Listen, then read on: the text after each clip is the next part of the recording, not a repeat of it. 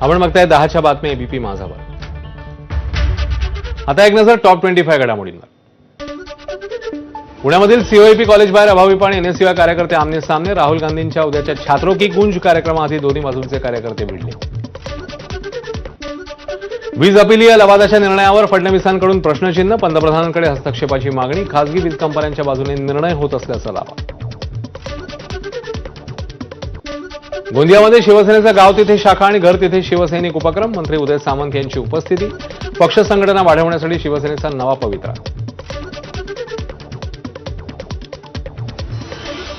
विधानसभा अध्यक्ष राहुल नार्वेकरांनी घेतलं विठ्ठल रुक्मिणी मंदिराचं दर्शन. मंदिर समितीच्या विश्वस्तांकडून नार्वेकरांचा सत्कार. विधान परिषदेतले उपसभापती सचिन अहिर आणि पालिका आयुक्त अश्विनी भिडेंकडे या दोघांदरम्यान बैठक. वरळीतील विविध नागरी समस्यांचा आढावा घेतल्याची माहिती. वरळीतील मूलभूत समस्या तात्काळ सोडवण्याची सचिन अहिर यांची मागणी. राज्यामध्ये 5299 रिक्षा टॅक्सी चालकांची परिवहन विभागाकडून तपासणी. केवळ मुंबईत 722 तर इतर शहरांमध्ये 777 वाहनधारकांना मराठी शिकण्यासाठी नोटीस. मुंबई रेडिओ क्लबचा परवाना निलंबित. स्वयंपाकघरात माशा आणि अनेक स्वच्छतेच्या त्रुटी आढळल्याने एफडीएची कारवाई.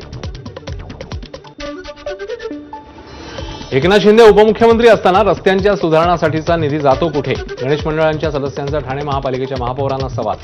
तर खड्ड्यांवर उपाययोजना करण्याचं आश्वासन. गणेशोत्सवाच्या पार्श्वभूमीवर मेट्रोच्या फेऱ्या वाढवून रात्री उशिरापर्यंत सेवा सुरू ठेवण्याचे मंत्री मंगल प्रभात लोढा यांचे निर्देश. अनंत चतुर्दशीपर्यंत मध्य रेल्वेच्या मुख्य हार्बर आणि ट्रान्स हार्बर मार्गांवर नियमित मेगा ब्लॉक टाळण्याच्या सूचना.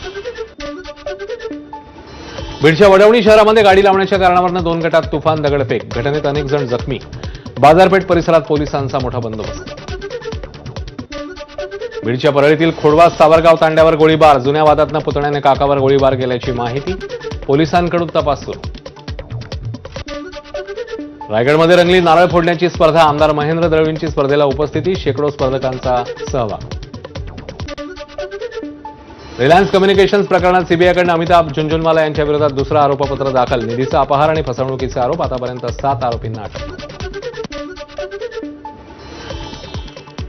इंग्लंडचा कर्णधार जो रूटची कसोटी क्रिकेटमध्ये सचिन तेंडुलकरच्या विक्रमाशी बरोबरी. रूटने पाकिस्तान विरुद्धच्या पहिल्या कसोटीत झळकावलं 68वा अर्धशतक. सचिनच्या नावे 200 कसोटीत 68 अर्धशतकं.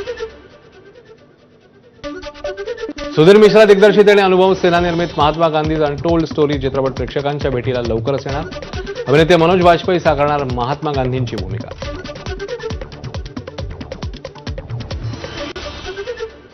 या होत्या वेगवान घडामोडी. आणि आणखी काही बातम्या. अभिनेत्री श्वेता तिवारीने ऑनलाईन ट्रोलिंगवर संताप व्यक्त केला. आपण मराठी माणूस आणि राज ठाकरेंचे समर्थक